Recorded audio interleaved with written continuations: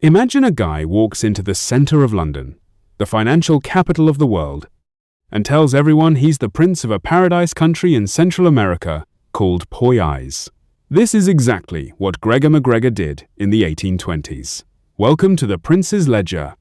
Today, we're looking at the ultimate scam artist who literally sold a country that didn't even exist. McGregor didn't just tell a lie, he went full professional mode. He hit the printing presses and manufactured everything: a national flag, detailed geographical maps, architectural drawings of a grand parliament building, and even a written constitution.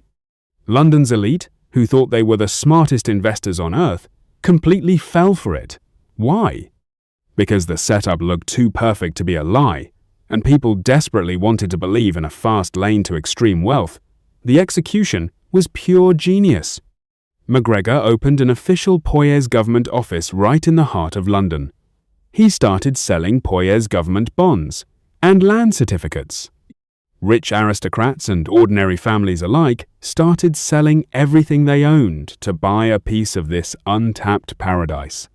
People were literally standing in line to give this guy millions of pounds. He even changed their British currency into fictional Poyais dollars he printed himself. The FOMO was so intense that nobody bothered to check a map or send a single ship to verify it.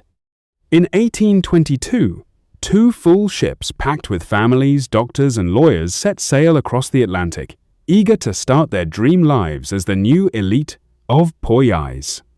Now, here's where the story gets incredibly dark. After months at sea, the ships finally reached the exact coordinates of this legendary country. The passengers rushed to the deck, expecting to see a bustling port city with grand parliament buildings and fertile lands. Instead, they saw absolutely nothing. There was no city. There was no port. There wasn't even a single road. It was just a brutal, mosquito-infested, swampy jungle in the middle of nowhere. Most of the settlers caught yellow fever and malaria, and more than half of them died right there on that beach. The country they invested their entire life savings into was a complete ghost story invented by a single man with a printing press. So, what's the actual takeaway here? Poyais mania isn't just a funny historical anecdote. It's a terrifying look into financial psychology. It proves that human beings don't invest in reality. We invest in narratives. If you put a heavy gold seal on a piece of paper and present it with absolute confidence, people will believe it has value. Whether it's a fictional 19th century colony, an overhyped tech startup prospectus, or a modern cryptocurrency white paper with zero real-world utility, the mechanics of the scam never change.